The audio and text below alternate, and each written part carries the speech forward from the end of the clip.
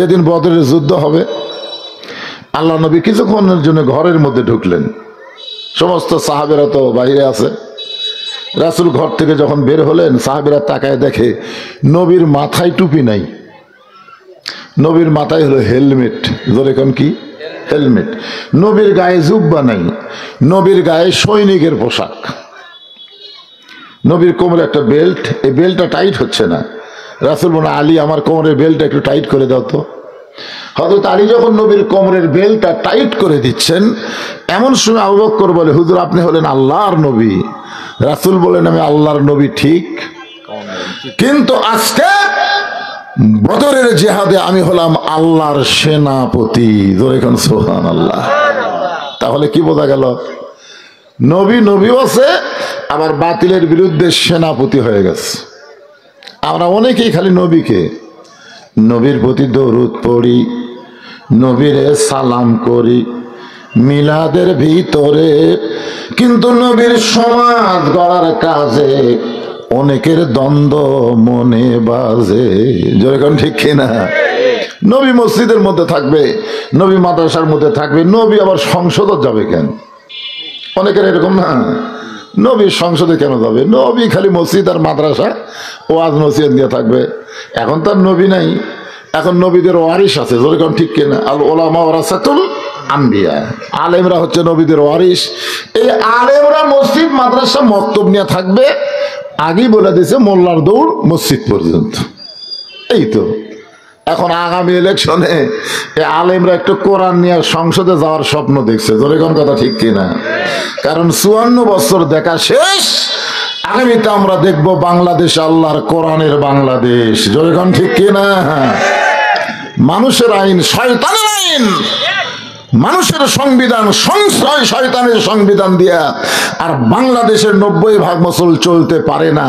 শান্তি যদি পাওয়ার চাও, সব সংবিধানকে পায়ের তলে ফেলে আল্লাহর কোরআনকে কলিজায় তুলে নাও। ধরে কোন কথা ঠিক কিনা?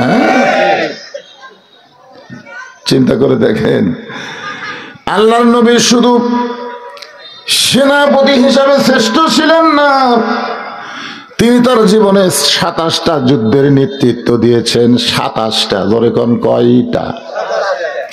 এক সময় নবী মদিনার প্রেসিডেন্ট হয়ে গেলেন।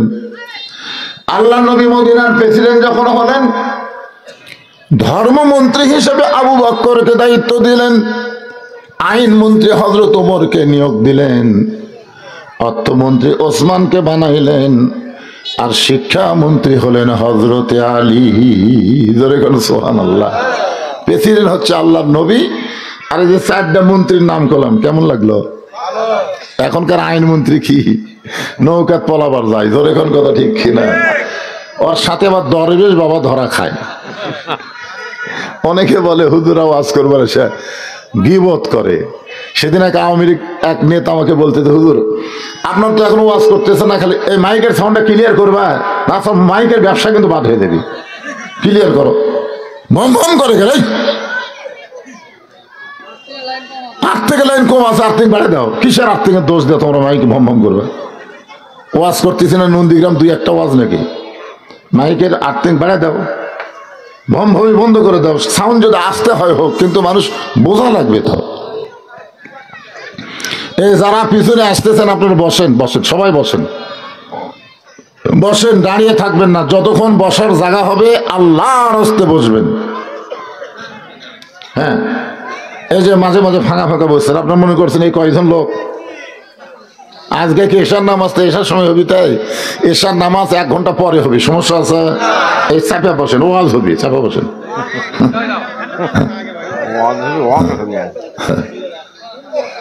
যারা রাস্তাঘাটে আছেন, রাস্তায় ভালো মানুষ দাঁড়িয়ে থাকে না, রাস্তায় মানুষ চলাচল করে। জোরে কোন ঠিক কিনা? দাঁড়িয়ে থাকা যাবে না, রাস্তা থেকে নামে আসা লাগবে, না হয় চলে যাওয়া লাগবে, যে কোনো একটা করা লাগবে। একটু জিকির করেন, লা ইলাহা ইল্লাল্লাহ, লা ইলাহা ইল্লাল্লাহ, লা ইলাহা। তোমার এটা বন্ধ করে দাও, খালি একটাই দাও, একটা দিলে ভালো হয়। এটা বন্ধ করে দাও, একটার সাউন্ড ভালো। লা ইল, আবার কমে গেল কেন? লা ইলাহা ইল্লাল্লাহ, লা ইলাহা ইল্লাল্লাহ, লা ইলাহা ইল্লাল্লাহ, লা ইলাহা ইল্লাল্লাহ, লা ইলাহা। বলে হুজুর আপনারা খালি ওয়াজত যায় গীবত করেন। আপনারা বলেন তো ফেরাউনের বিরুদ্ধে বললে গীবত হবে?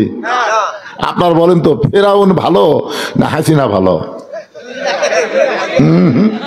আমি ফেরাউনের জীবনী পড়ে দেখছি, ফেরাউন খারাপ ছিল কিন্তু হাসিনার মতো এত খারাপ না। নমরুদ খারাপ ছিল কিন্তু হাসিনার মতন এত খারাপ ছিল না। কি মনে করতেছেন গীবত? আবু জেহেলের গীবত আছে? তাহলে ওবায়দুল কাদেরের গীবত কি? আবু জেহেল দা ওবায়দুল কাদের তাই একই, দুই শালা একই শালা। অনেকে বলে হুজুরা তো ওয়াজ করে খালি গীবত। গীবত কি রে? যে সমস্ত মাওলানা 15.5 বছর খালি মুরগির রান খাসে, কোনো টেনশন নাই, এরা হাসিনার গীবত করবি না, বিরুদ্ধে বলবি না। কিন্তু আমি তো বাড়ি থাকবার পারিনি, আলুর বাগড়ির মধ্যে হক থাকা লাগছে, কি করবেন? এখন একটা সময় পাচ্ছি 1-8 বছর চলবি গরম হত, জোরে কোন কথা ঠিক না? সামনে বস থেকে নরম হবে, অসুবিধা কি? আলহামদুলিল্লাহ। তো যে কথা বলতেছে একটু মনোযোগ দেবেন। আল্লাহর নবী শুধু নবী ছিলেন না, যে দিকে যাবেন সেই দিকে আমাদের নবী কয় নম্বর? নেতা হিসাবে কয় নম্বর? নবী হিসাবে কয় নম্বর? বাবা হিসাবে কয় নম্বর? স্বামী হিসাবে, রাখাল হিসাবে, মানে যে দিকে যাবেন 1 নম্বর। এই জন্যে আমাদের নবী ছাড়া আমাদের কোনো নেতা নাই। আমার নেতা তোমার নেতা বিশ্ব নবী মুস্তাফা। এমন সময় হযরত ওমর মসজিদের মধ্যে ঢোকার সময় বলে, আবু বকর ভাই আপনি মসজিদে না ঢোকে দরজার দাঁড়িয়ে আছেন কেন জানতে চাই? আবু বকর বলে, ওমর একটা বার ভিতরের দিকে তাকাও। হযরত ওমর ভিতর দিকে তাকায় কি তখন দেখলেন দাড়ি টানতেছে, টুপি ফেলে দিচ্ছে। এই দৃশ্য দেখার পরে ওমর ফারুক চিৎকার করে বললেন, এই দুইটা সন্তান বড় বেয়াদব হয়ে গেছে, এরা সবসময় নবীকে কষ্ট দেয়। আপনার বলেন তো ওমর ফারুক যে কথাটা বলছে, এরা নবী কষ্ট দেয় না নানা কষ্ট দেয়? কথা কয় না। আবু বকর রাদিয়াল্লাহু জানে হাসান হোসেনের নানা, আর ওমর বলতেছে নবী। দেখার মধ্যেই তো কম বেশি আছে। হাসান হোসেন যদি জানতো যে আমার নানা বিশ্ব নবী, তাহলে দাড়ি টান মারত, টুপি খুলে ফেলে দিত, জান এটা আমাকে নানা। নবী বোঝার বয়সই হয়নি। ওমর ফারুক বললেন, চরম বেয়াদব হয়ে গেছে, সবসময় নবীরে কষ্ট দেয়। সঙ্গে সঙ্গে আবু বকর শাহাদত আঙ্গুলি তুলে বললেন, ওমর যেই কথা একবার বলেছ এ কথার দ্বিতীয়বার বলতে পারবা না। ওমর ফারুক 3 ধাপ পিছনে গেলেন, কারণ আল্লাহ নবী বলেছেন আমার 4 জন সাহাবী হলো 1 নম্বর, নরমে 1 নম্বর হলো আবু বকর, গরমে 1 নম্বর হলো ওমর, সম্পদে 1 নম্বর ওসমান, আর জ্ঞানের দিক দিয়ে 1 নম্বর হযরত আলী। তাহলে তাই ধমক দিয়েছে, ওমর যে কথা একবার কইছে তার দ্বিতীয়বার কয় না। এই মানুষটা হলো সবচাইতে নরম, আর যাক ধমক দিয়েছে সে হলো সবচাইতে গরম। এখন নরম মানুষ যদি গরম হয় তাহলে বোঝা যাচ্ছে কিছু একটা হবে। 15.5 বছর বাংলার মানুষ বড় নরম ছিল, এরপরে হাসিনা জালেম হতে হতে এটার মাথার উপরে উঠে গেল। ধরে কোন ঠিক কিনা? সর্বপ্রথম গরম হয়েছে আবু সাইদ। আর বাড়িতে গেছিলাম আমি, খোঁজ খবর নিয়ে দেখছি আবু সাইদের বাপ কয় আমার ছেলের চাইতে নরম ছেলে গোটা পীরগঞ্জ খালাস পীর নাই, এত নরম। অথচ এই নরমটা গরম কেন হলো? মার মার। তার মানে কি? যে এই বাতিলের সাথে আপোষ করে বেঁচে থাকার চাইতে জীবন দেওয়া অনেক ভালো। ধরে কোন কথা ঠিক কিনা? আমরা আসলে ইমানের সাথে মরতে চাই, বেঈমান হয়ে বেঁচে থাকে আমাকে লাভ কি ভাই? কোনো লাভ আছে? কারণ আল্লাহ কোরআনে বলেন, ইয়া আইয়ুহাল্লাযীনা আমানুত্তাকুল্লাহা হাক্কা তুকাতিহি ওয়া লা তামুতুন্না ইল্লা ওয়া আনতুম মুসলিমুন।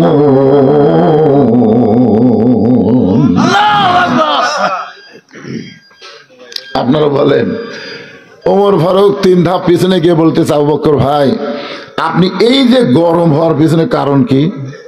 বলে কারণ হলো তুমি যে 2টা সন্তানকে বেয়াদব বলতেছো, যে এরা 2জন বেয়াদবি করতেছে, এই 2 বেয়াদবরে তুমি চিনো? তুমি যাদেরকে বেয়াদব বলতেছে এদেরকে তুমি চিনো?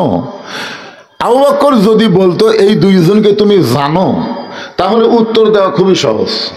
কিন্তু যখনই বলছে চিনো, যেরকম আমি যদি বলি আপনারা বাংলাদেশের মানুষ কোরআন শরীফ জানেন, 2-1 জন জানে যারা পড়বার পারে, কিন্তু কোরআন শরীফ চিনেন? 1 জনও চিনে না, আমিও চিনি না। আমি একজন বক্তা হয়েও আল্লাহর কোরআন চিনি না। আমি জানি কোরআন শরীফের প্রতি অক্ষরে 10টা করে নাকি, সূরা ইয়াসিন পড়লে কি সব, সূরা মূল পড়লে কি সব, এগুলো আমি জানি, কিন্তু আমি আল্লাহর কোরআন চিনি না। আমরা সেই দিন কোরআনকে চিনতে পারবো যেদিন কোরআন অনুযায়ী বাংলার মুসলমান চলতে পারবে। জোরে কোন কথা ঠিক কি না? আপনারা বলেন তো, আমরা কোরআন শরীফ খতম দিচ্ছি, কোরআন পড়তেছি, কিন্তু কোরআন অনুযায়ী কি আমরা চলবার পারতেছি? তো চলার চেষ্টা করা লাগবে না? এই কোরআনকে খালি পড়ার জন্য আল্লাহ দিছে নাকি, যে মাসে মাসে খতম দিবে আর বকশা দিবে, এই জন্যই কোরআন দিছে নাকি?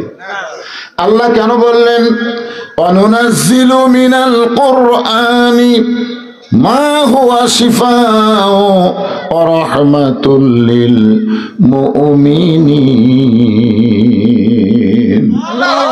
এই আয়াতের বাংলা অর্থ কি? আয়াতের বাংলা অর্থ হলো সব সমস্যার সমাধান।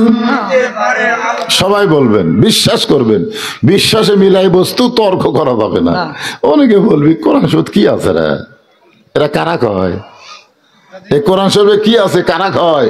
যারা আজ পর্যন্ত না পাক এই কোরআন শরীফ হাত দিয়ে স্পর্শ করবার পারে নাই। কারণ কোরআন ধরবার গেলেও মদ্দামি লাগবে রে পাগলা, লা ইয়ামুসুহু ইল্লাল মুতাহহারুন। ততক্ষণ পর্যন্ত তুমি স্পর্শই করতে পারবে না যতক্ষণ তুমি পবিত্র না হবা। এই বাংলাদেশের অপবিত্র বিজ্জাত অবৈধ সন্তানেরা এই কোরআন দিয়ে কি হবে এ কথা বলতে পারে। জোরে কোন কথা ঠিক কি না? বৈধ মায়ের সন্তান, হালাল জাদা কোনোদিন এ কথা কখনোই বলবে না। এজন্য একটা স্লোগান দেন সাইজ মতো, আমি যে বলবো আল কোরআনের সব সমস্যার সমাধান, আপনারা বলবেন দিতে পারে আল কোরআন। কেমনে দিবার পারে আমি বুঝাই দেবো ইনশাল্লাহ। সব সমস্যার সমাধান সবাই কননি কইছেন। জনগণ কিন্তু বাহিরটা মনে করতেছে মাগরিবের সময় তো এমনি রাতের সময় লোক হয় না।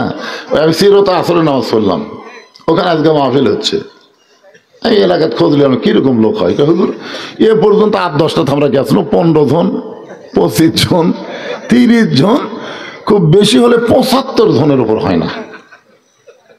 আমি গেলাম কে রে, তাহলে অত লোক হয় না তো, রাতে যদি হয় তাহলে মাগরিবের পর আজকে চাকুল মত কি হবি, এই টেনশন নিয়ে আমি আসতেছি। তো এখন তো দেখা যাচ্ছে মাহফিল ভৈরা রাস্তাত খাড়া হয়ে আছে। তা আপনার একটু স্লোগান দেওয়ার সামনে চাবেন, ওই বাবা জানেরা, সোনার চানেরা ভিতরে আসেন, ভিতরে আসেন। আরে পাগলা, মুরগির তলে থাকলে বাচ্চা হবি রে, সাইড মারলে বাচ্চা হবি, তাই কাজে হবি কাজে। এই সামিয়ানা হলো মুরগির বুকের তলে। ভিতরে আসো ময়নারা, ভিতরে আসো। হ্যাঁ ভিতরে আসো, তো হলো ফিসেলমে কাফা, পুরোপুরি ভিতরে আসেন, বেড়া থাকলে হবে না। তাহলে কি স্লোগান হবে? সব সমস্যার সমাধান। আপনারা সবাই বিশ্বাস করে বলবেন দিতে পারে আল কোরআন। সব সমস্যার সমাধান আল কোরআনের আলো। না মরও দেখতে পারে।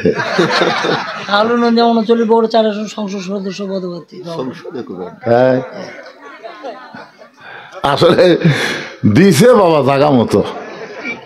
হ্যাঁ সংসদে জালো আল কোরআনের আলো। এখন আসেন যে কথাটা বলতেছি, আবু বকর ওমর যে 2 জনকে তুমি বেয়াদব বললে এই 2 জনকে তুমি চিনো? ওমর ফারুক বলে চিনব না কেন? এরা হলো আলী আর ফাতেমার সন্তান।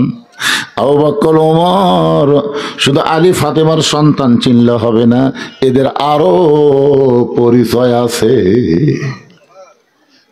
ওমর ফারুক বলে, আবু বকর ভাই, এই দুই পুস্কার মানে ছোট ছোট তো, এই দুইটার আরো পরিচয় কি? আবু বকর বলে, ওমর তুমি কয় বছর বয়সে ঈমান গ্রহণ করেছ? ওমর ফারুক বললেন 27 বছর বয়সে। আবু বকর বলে, আমি 35 বছর বয়সে ঈমান গ্রহণ করেছি। ওমর রে, ঈমান গ্রহণ করার আগে তুমি 27 বছর কাফের ছিলে, আমি আবু বকর 35 বছর কাফের ছিলাম। তোমার হায়াতের জীবনের 27 বছর, আমার হায়াতের জিন্দেগিতে 35 বছর আমরা কুফরি হালে কাটাইছি। আর যে দুইটা সন্তানকে তুমি বেয়াদব বলতেছো, এরা জান্নাতি হয়ে জন্ম নিয়েছে। ওমর ফারুক বলা, আবু বকর ভাই, এই চিন্তা আমি কোনোদিনও করি নাই। আজকে যারা আমরা এখানে বসে শুনতেছি, আমরা জন্মসূত্রে মুসলমান হয়ে জন্ম নিয়েছি। ধরে কোন কথা ঠিক কিনা? আমাদের মতন ভাগ্য কার? কি ভাগ্যবান, জন্মের সাথে সাথে আমরা মুসলমান। জোরে কোন সুবহানাল্লাহ। আমাদের ভাগ্য এত ভালো। আছেন আমার মুক্তার, আছেন আমার ব্যারিস্টার, শেষ বিচারের হাইকোর্টেতে তিনি আমায় করবেন পার। আমি পাপী রাসূল জাবিন্দার। কোন নবীর ক্ষমতা হবে না আল্লাহর সামনে দাঁড়ায়া কোন উম্মতের পক্ষে একটা কথা বলা। কোন নবী পারবে না। আদম থেকে ঈসা নবী পর্যন্ত সমস্ত নবীরা খালি বলবে, ইয়া নফসি ইয়া নফসি ইয়া নফসি, আল্লাহ আমার কি হবে, আমার কি হবে। আর আমাদের নবী বলবে, আল্লাহ আমার উম্মতের কি হবে, আমার উম্মতের কি হবে। আল্লাহ যখন হাকিম হয়ে আমাদেরকে আসামি বানায় বিচার শুরু করবেন, ওই সময় আমাদের নবী উকিল হয়ে, ব্যারিস্টার হয়ে আমাদের পক্ষে ওকালতি করে আমাদেরকে সুপারিশ করে জান্নাতে পৌঁছায় দিবে। এমন একজন বিশ্ব নবীর উম্মত হওয়াতে আপনারা খুশি না বেজার? তাহলে জবান খুলে আরেকবার বলি আলহামদুলিল্লাহ। এখন আসেন যে কোরআনের সূরা কাউসার থেকে আপনাদেরকে আমি তাফসীর করে শোনাবো, কারণ মসজিদকে কেন্দ্র করে যখন মাহফিল, কাউসারেরই দরকার। আপনাদের কাছে আমি জানতে চাচ্ছি, এ কোরআন শরীফের মধ্যে কোনো ভুল আছে? ভুল আছে? সন্দেহ? ধোঁকা? আচ্ছা, যে আইনটা বাংলাদেশ চলতেছে, এই আইনের মধ্যে ভুল? সবাই বলেন ভুল, ধোঁকা, সন্দেহ। যে সংবিধান দিয়ে আমাদের বাংলাদেশ চলতেছে, এই সংবিধানের মধ্যে ভুল, ধোঁকা, সন্দেহ। তাহলে যেগুলোর মধ্যে ভুল আছে, ধোঁকা আছে, সন্দেহ আছে, সেগুলো থোয়ার দরকার কি না? সেইগুলো আমাদের বাংলাদেশে থোয়ার কোনো দরকার আছে? এগুলা ফেলে দিয়ে নতুন করে যদি আমরা বাংলাদেশ আল্লাহর কোরআন দিয়ে করবার চাই, গড়বার চাই, আপনাকে কারো আপত্তি আছে ভাই? নাই, পারা যাবে না ইনশাআল্লাহ। এই মসজিদের উন্নয়নে মসজিদের মাহফিল করা লাগবে না। কোরআনের শাসন যখন বাংলাদেশে চালু হবে, যিনি নেতা হয়ে ক্ষমতার চেয়ার পাবে, তার 1 নম্বর দায়িত্ব হলো আল্লাযীনা ইম্মাক্কান্নাহুম ফিল আরদ আকামুস সালাত, নামাজ কায়েম করো। ধরে কোন কথা ঠিক কি না? নামাজ কায়েম। এই 2 লাইন রাস্তা 4 লাইন, ওই পদ্মা নদীর উপরে ব্রিজ দেওয়া, যমুনা ব্রিজ দেওয়া, এগুলা কাজ পরে। আগে কাজ হলো নামাজ কায়েম করো। তুমি বুড়া নামাজ পড়ো, তোর লাঠির খবর কি? তুই বুড়া মানুষ, এই শীতের মধ্যে কাঁপতে কাঁপতে লাঠি নিয়ে সামনে কাতার এসে নামাজ পড়ো, আর তোমার লাঠি দিয়ে ল্যাপ গরম করতেছে।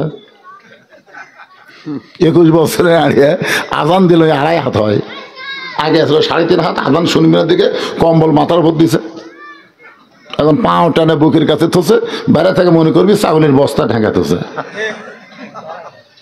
আপনি কম্বলটা টানতে দেখেন তো, কম্বলের তলে ওর সাইজ, কম্বলের তলে ওর সাইজ, আর সকালবেলা সাইড টিপে কুত্তার সাইজ, একই সাইজ। তা আপনারা কি মনে করতেছেন, কোরআন দিয়ে যখন বাংলাদেশ চলবে তখন কুত্তার সাইজ হওয়ার কোনো সুযোগ আছে? ধরে কোন আছে? মসজিদের টাইলস, মসজিদের রং, মসজিদের সৌন্দর্য, এই কাজ আল্লাহর কাছে পরে গ্রহণযোগ্য হবে। আগে গ্রহণযোগ্য মসজিদ ভরা মুসল্লি হওয়া লাগবে। ঠিক না? এই কোরআনের মধ্যে কোনো সন্দেহ নাই। সেই কোরআনে আল্লাহ বলতেছেন, ইন্নাস সালাতা তানহা আনিল ফাহশাই ওয়াল মুনকার, একমাত্র নামাজই পারে মানুষকে যাবতীয় খারাপি ফাহিশা থেকে বাঁচায় দিতে। আমাদের যুবক ছেলেদের হাতে যে হারে মোবাইল লিয়া ঘরে, 4G 5G মোবাইল লিয়া ঘরে। আচ্ছা, দিনের বেলা তো ঘরে, কিন্তু রাত 10টার পরে দরজা জানলা যখন বন্ধ করে তখন কি খবর? আমি রাত 2টার সময় আসার সময় একটু ফেসবুক চালু করে আমি সব খবরাখবর দেখতেছি। এক ছেলে আমাকে মেসেঞ্জারে বলতে, হুজুর আপনি এত রাত্রে ফেসবুক দেখেন? আমি কইলাম, বাদান আমি তো ওয়াজ করে বাড়ির দিকে আসতেছি, রাস্তার মধ্যে খালি ট্রাক আমার গাড়ির উপর উঠবার চাই, এদিন ঘুম ধরতেছে না বাদান, একটু ফেসবুকে খবরাখবর দেখতেছি। তো তোর খবর কি? হুজুর মনের মধ্যে শান্তি নাই, হুজুর মনের মধ্যে শান্তি নেই। আপনার বলেন তো, আমাদের যুবকদের অন্তরে শান্তি যদি দিবার চাই, একমাত্র নামাজ ছাড়া এদের অন্তরে শান্তি দেওয়ার কোনো ওষুধ নেই। আমাদের যুবকদেরকে 5 ওয়াক্ত নামাজ খালি একবার যদি ধরাবার পারি, কেউ না দেখলো আল্লাহ দেখতেছে, এই বিশ্বাস প্রত্যেকটা যুবকের কলিজার মধ্যে ঢুকবে। ধরে কোন ঠিক কি না?